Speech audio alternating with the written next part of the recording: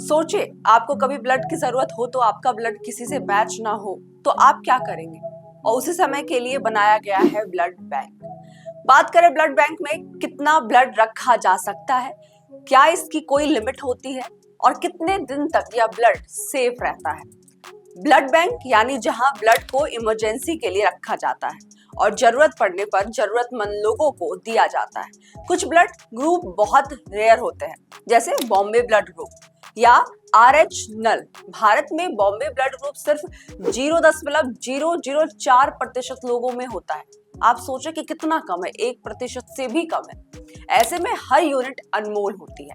जब आप blood donate करते हैं तो वो खून वैसा का वैसा किसी को नहीं चढ़ाया जाता, उसे अलग अलग हिस्सों में बांट दिया जाता है, जिसे मेडिकल भाषा में कंपोनेंट सेपरेशन कहते हैं।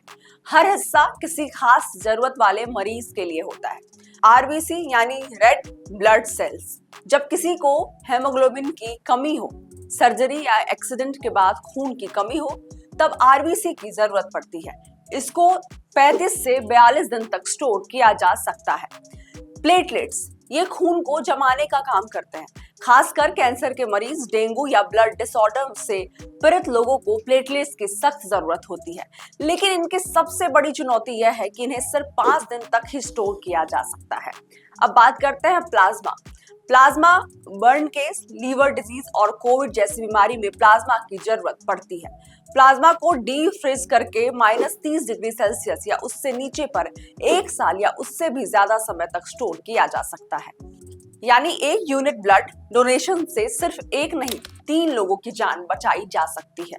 आप किसी अस्पताल या ब्लड अन्य किसी शिविर में ब्लड डोनेट करके आते हैं तो उसको केवल 35 दिनों तक ही सुरक्षित रखा जा सकता है। अब बात करें लिमिट की। यह ब्लड बैंक की क्षमता पर निर्भर करता है। मान लो किसी अस्पताल के ब्लड बैंक में 500 यूनिट ब्लड को स्टोर करने की क्षमता है, तो अस्पताल उसी हिसाब से ब्लड डोनेशन लेता है कि ब्लड 35 दिन में खत्म हो जाए। इस हिसाब से देखें तो ब्लड बैंक की लिमिट कितनी है, यह अस्पताल की क्षमता पर निर्भर करता है। अब बात करें कि ब्लड बैंक में ब्लड को कैसे सुरक्षित रखा जाता है। खून लेने से पहले डोनर का मेडिकल चेकअप होना, साथ ही खून सिर्फ सिंगल यूज स्टेरलाइज बैग में भी लिया जाता है। खून लेने के बाद खून की भी जांच होती है। अगर खून में कोई बीमारी निकल जाती है, जैसे HIV, हेपेटाइटिस और मलेरिया, तो उसे तुरंत नष्ट कर दिया जाता है। हर ब्लड यूनिट को बारकोड और सीरियल नंबर दिया जाता है ताकि ब्लड कब लिया जाए, किसने दिया और किसे यह ब्लड दिया गया, इसका रिकॉर्ड रखा जा सके।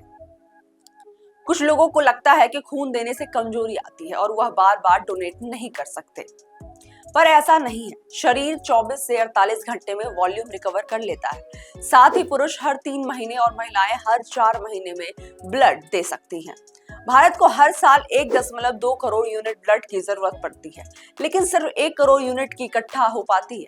डेटा आधारित बातें क्रेडिबिलिटी बढ़ाती है। कभी किसी के लिए ब्लड ढूंढते ढूंढते वक्त निकल जाता है। अगर हम सब पहले से ब्लड दे तो किसी को इंतजार करना ना पड़ेगा। ये थी ब्लड बैंक के बारे में जानकारी की। अगर ब्लड क्राइसिस में किस तरीके से ब्लड बैंक का उपयोग किया जाता है, भारत में एक्सीडेंट के दौरान या फिर किसी सर्जरी के दौरान कैसे ब्लड के अमाउंट या ब्लड के कंटेंट को यूज किया जाता है। तब तक के लिए आप नेक्स्ट जन ब्रॉडकास्ट के साथ बने रहें। मैं आऊंगी अगली वीडियो के साथ।